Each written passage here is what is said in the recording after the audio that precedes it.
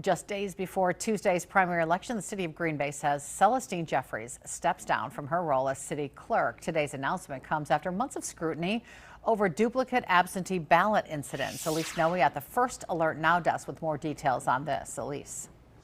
Yeah, Cammie, this all started with the duplicate absentee ballot packets being mailed before the April election, and the issue happened again ahead of this month's primary, prompting an investigation by the Wisconsin Elections Commission and an internal city review.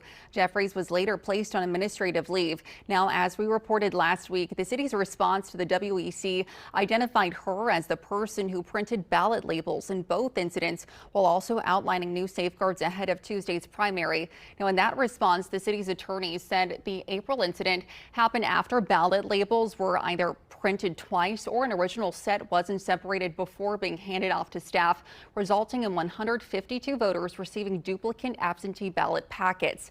The city says the second incident happened after Jeffries believed some ballot labels were missing and reprinted pages from the original file, inadvertently creating another round of duplicate ballots. With the primary just days away, the Brown County Republican Party chair tells us today, even with Jeffries stepping down, he's concerned about voter confidence heading into the election.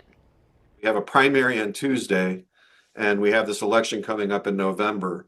And I don't think the city has any trust or confidence in the clerk's office to conduct a fair, transparent and fair election.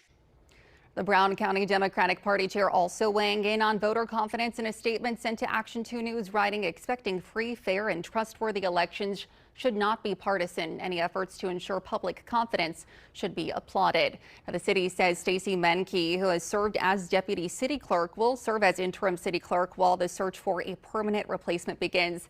The WEC is still investigating the two ballot incidents, and the Green Bay City Council is expected to receive an update on the city's internal review during its August 18th meeting. Cammie.